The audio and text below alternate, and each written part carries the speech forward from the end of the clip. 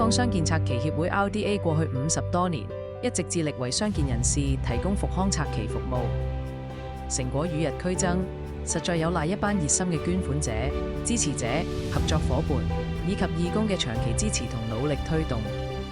幾位熱心推動 RDA 發展嘅核心成員深受父輩嘅影響，包括前主席及現任榮譽會員 KK 及 Thomas。等我哋一齊聽下佢與 RDA 嘅經歷。其實當時嘅 RDA 咧就係麥理浩夫人成立嘅，當時我仲未在場嘅，但係當時我喺1987年咧，我就喺馬主會做會長嘅。我呢個 friend 咧叫李福森先生，係以前舊嘅馬會主席，咁所以咧多嘢做到不得了，咁啊組織一個嘅架構咧，就有管治嘅能力咧，就喺一個 committee 裏邊。喺為 RDA 打好基礎之後，KK 喺2015年將領導權交咗俾 Thomas。喺 Thomas 嘅領導下 ，RDA 持續發展，同時保持住佢爸爸所提倡嘅連結社群價值。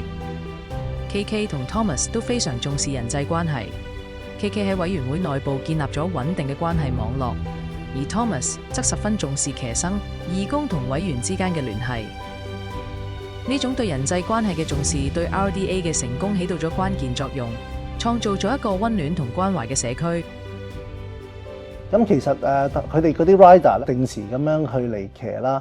咁其實佢同我哋嘅義工啲委員接觸之後咧，建立咗一啲友誼。呢個社群就係我哋 RDA 帶到俾呢個社區嘅一個最大嘅貢獻咯，我覺得。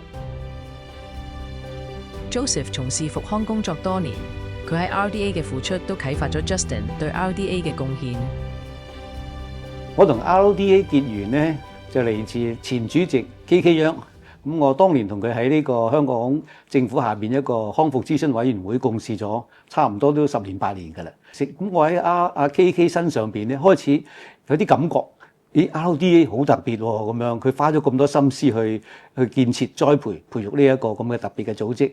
咁佢邀請我參加，咁我覺得呢個係一個緣分，亦都係福分嚟嘅。佢俾咗呢個機會我咧，能夠貢獻我自己少少嘅力量去支持 RDA 呢個運動。我叫佢做運動，我唔覺得係單純一個服務嚟嘅。我從小到大咧，爹哋咧都教導我要為社區服務。咁我喺睇到佢對 RDA 投入嘅時間裏邊咧，令我感受到 RDA 嘅目標同埋呢個服務嘅成果。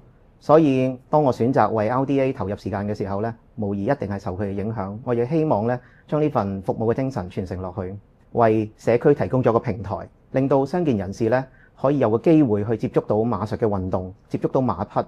我覺得傳承咧唔單止係一種技能嘅傳承，更重要係一種精神同埋一種責任感嘅傳承。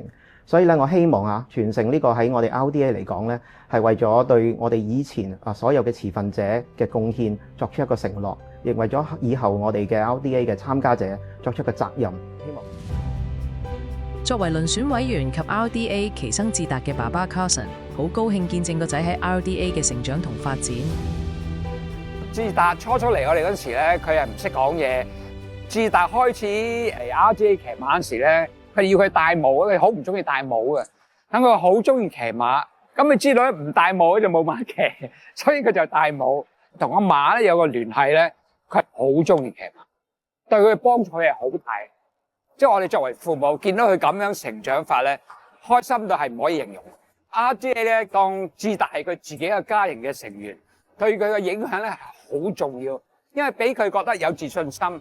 啲人尊重佢，佢好開心，對人生嘅成長咧係好大嘅影響，好大嘅幫助。一班前輩啟發咗 RDA 嘅領袖，延續 RDA 嘅傳承，繼續推動復康馬術治療嘅影響力。